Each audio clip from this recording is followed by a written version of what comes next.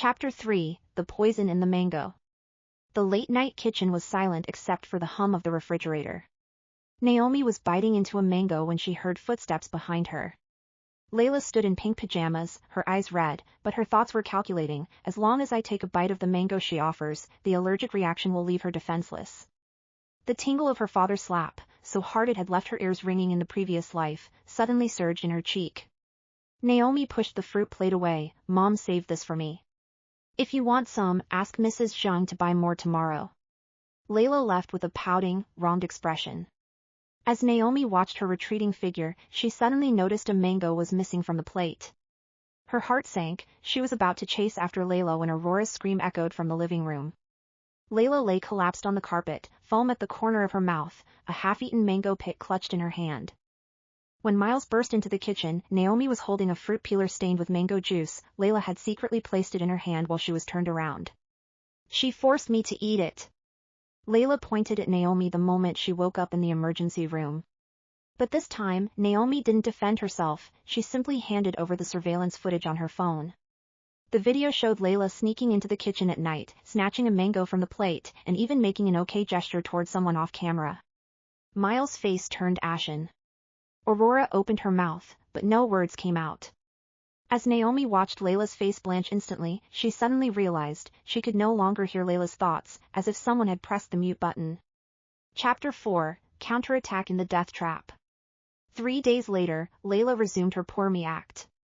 With red-rimmed eyes, she tugged at the corner of Naomi's dress, her thoughts trembling with faint desperation. Those thugs said they'll burn down the garage if I don't meet them at the back hill. Only sister can save me. But Naomi clearly caught a glimpse of her phone in her pocket, a screenshot of her chat with Daniel. This time, make sure she dies for good. I'll go with you. Naomi's calmness stunned Layla, who quickly broke into a smirk of delight. The back hill's mire reeked of rot. When Daniel and two thugs stepped out from behind the trees, Naomi deliberately held her stick high, staggering back. Stay away. Her fitness bracelet still recorded audio, and her phone in her pocket shared its location with her father, a setting she had accidentally configured the night before. Daniel easily snatched the stick and pressed her into the mire. As suffocation washed over her again, Naomi heard Layla's footsteps and her voice, brimming with repressed excitement. Daniel, make it clean. Just as Naomi was losing consciousness, Miles' roar cut through the woods. Layla spun around in terror to see her father rushing over with the police, holding the recording pen Naomi had sent him in advance. It contained the audio of her deal with Daniel, as well as all the thoughts she had used to frame Naomi. The moment the handcuffs clicked around Layla's wrists, she screamed hysterically, "You think you've won? What you heard was never my real thoughts." Chapter 5, The Unanswered Call. After Layla was taken away, Naomi found a dusty voice recorder while tidying her old things, a birthday gift from her parents when she was 7. The moment she pressed play, the voice that emerged made her blood run cold. It was a voice from 10 years ago, a young Layla talking to a strange man. "Uncle, will this really make sister hear the thoughts I want her to hear?"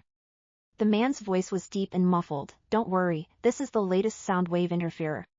It can only let her hear customized thoughts. Once she's kicked out of the Harris family, you'll be the sole heir." Naomi's phone suddenly vibrated. A text from an unknown number arrived, attached to a photo. The man who had given Layla the interferer 10 years ago stood not far from the scene of her parents' car accident.